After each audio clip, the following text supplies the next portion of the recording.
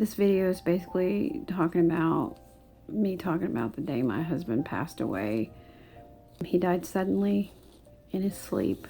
He was a courier for a medical place, and he drove from Lexington to Cincinnati taking specimens and stuff to be tested. The 19th was basically just another, normal day. He was almost to Cincinnati when he had called me at like 2 or 3 o'clock in the afternoon. I believe it was 2:30 in the afternoon. He called me up and he was really, you could tell in his voice, he was really freaked out. He was really worried and everything. And he was telling me he was having really bad chest pains, that he had called his boss but couldn't get a hold of anybody. And I'm like, well, why are you calling me? You need to call a hospital or something. You need to go to a hospital, And I was telling him that he needed to come home. And I would take him to the hospital here, because a few weeks before this, I had chest pains myself. I don't know if that was like a warning sign or something, telling me something or whatever. Jim had taken me to the emergency room, and they had given me nitro, which is, I guess what it does is it thins your blood so much and opens up the heart. Opens up, from what they told me, opens up your veins to where more blood can flow. And it's supposed to save your heart from a heart attack. I mean, I was just having chest pains. I could have been having an anxiety attack or anything. And they gave me that because I was having chest pains. So we had the discussion of him coming home, because if I had taken him up there, that's what they'd have given him. He went to the hospital in Florence. He said he would call me, after they found out anything or whatever.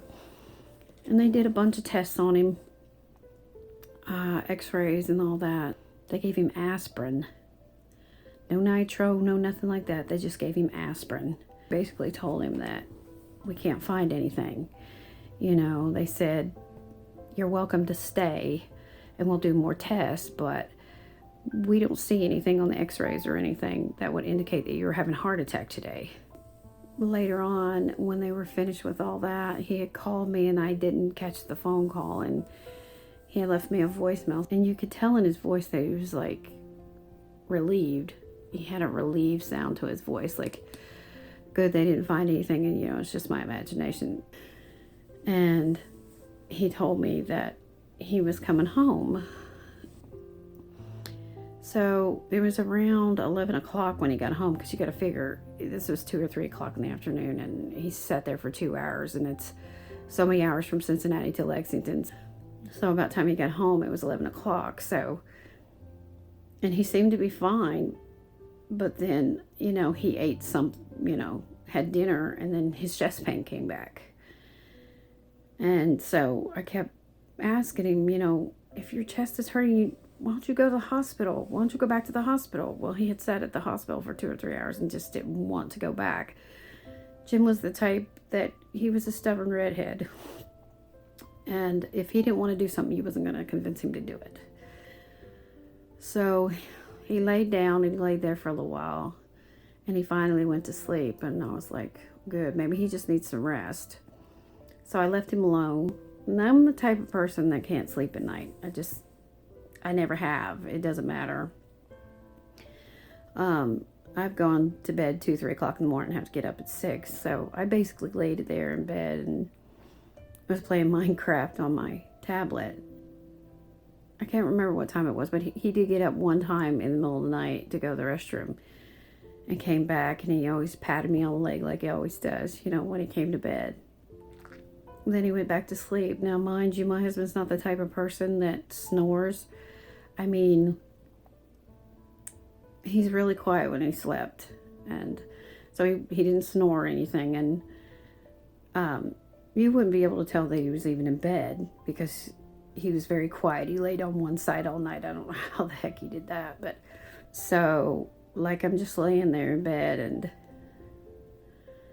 all of a sudden I hear like this snoring sound coming from Jim, and it kind of caught me off guard, and I'm like, what the heck? And I kind of sat up really quick, and Jim was really He was really rigid, and he was like he was gasping for air, and I jumped up and I was kind of panicking, and I was like yelling for somebody to help me, and it woke up all the kids. And I remember trying to, call 911. My phone was off for some reason, and I turned my phone back on, and I tried to do CPR on him. Mind you, I was panicking this whole time, so when I was trained for CPR, you have to have somebody flat on the floor or on a hard surface in order for it to work, and my mind just had went blank or whatever, and so I was doing CPR for him on the bed, which probably wasn't doing any good. One of the paramedics helped me pull him on the floor, and they put him on the machine to help do CPR. They didn't breathe for him or anything. I don't think they really did anything for him. They didn't have a mask on him for oxygen. They didn't have, they weren't doing anything. They just had him on the floor with his machine on, with his arms strapped to either side, So they ended up taking him to the hospital.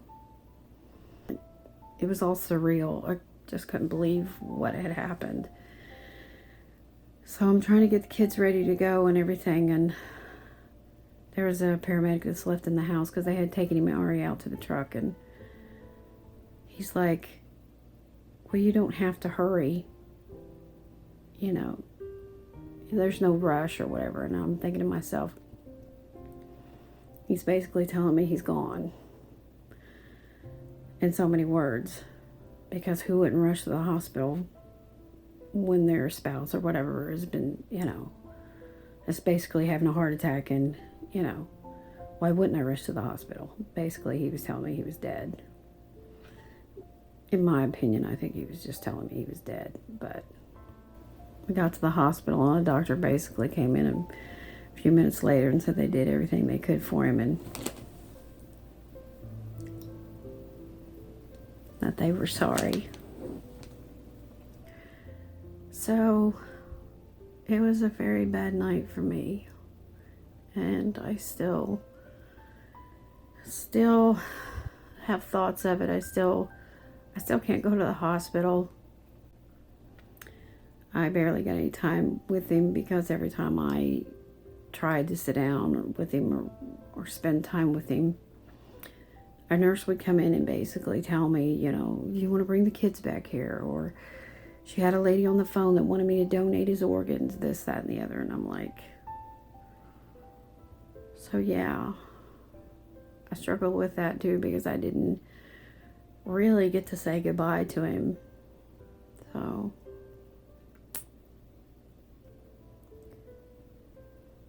I think that's the hardest part of it all. When I first went back,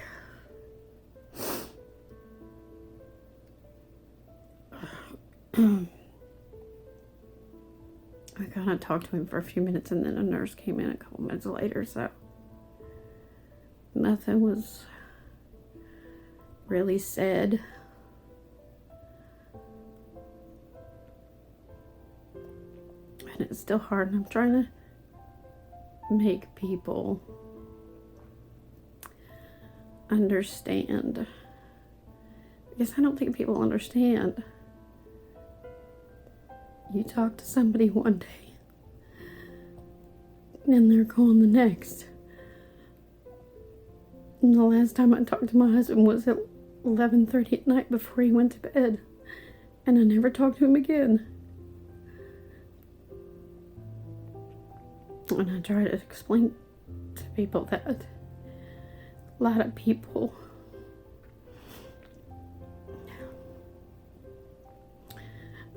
try to tell me, you need to just, get over this and move on.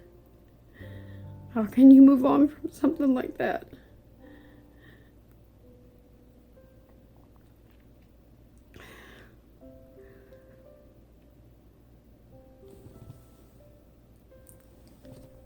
I'm just trying to make people understand that it's very hard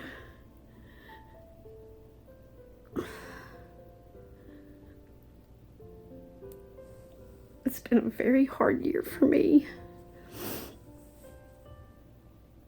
Basically because after Jim died, the year went by so fast. It was just like nothing. Like 2014, he died in August of 2014, and it's just like before you know it, it was 2015, and then the year 2015 was gone, and it was like the year was just like nothing. Jim did a lot of grieving on his own. He was very more brass on the outside, but he was tore up on the inside because his father had died when he was 54, and his aunt died when she was young. She had died from cancer, and so he was dealing with that. His father had died 20 years ago, over 20 years ago, and people grieve differently, and that's what I'm trying to get people to understand, is that you don't just get over somebody overnight. It doesn't work that way. You know, like I said, the year went by so fast. Everything happened so fast, and it was just like, what happened? You know, they couldn't find anything at the hospital, so we thought everything was okay. So for him to just die in his sleep, it was so sudden, and it's just like, it's like I get these feelings now, like, oh, well, he's just off somewhere. You know, he's at work or he's somewhere, and I'll see him later. I can't, my mind knows, I guess, in a way that he's gone, but my heart can't wrap around it and say he's not coming back. So, but anyway, I just kind of wanted to get that out there and let people know. You know I post a lot of things on Facebook and on Instagram and everything. And it's not like I'm trying to annoy anybody. I'm just, I miss him.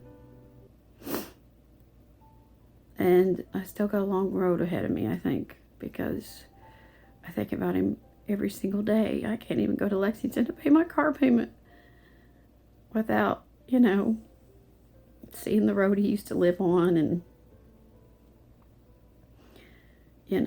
I get very emotional just going to Lexington. So, yeah. So I'm just saying, have people who know me just have patience. And anyway, thanks for watching my video and listening to me and everything. I appreciate it. So I'm going to end it here. Hey, honey, the chest x-ray came back fine, EKG was fine. I guess they couldn't really find anything. There was no indication that, they had a heart attack today. I then called Paul and told him I was going to take tomorrow off, and I'll just try to get with the doctor tomorrow and see what they say, further, more follow-up, see if they want to do any more testing. But I'm getting ready to leave the hospital and heading back towards Lexington. So, I'll see you here a little bit, or you can call me if you want to. I love you. I'll talk to you here a little bit. Bye.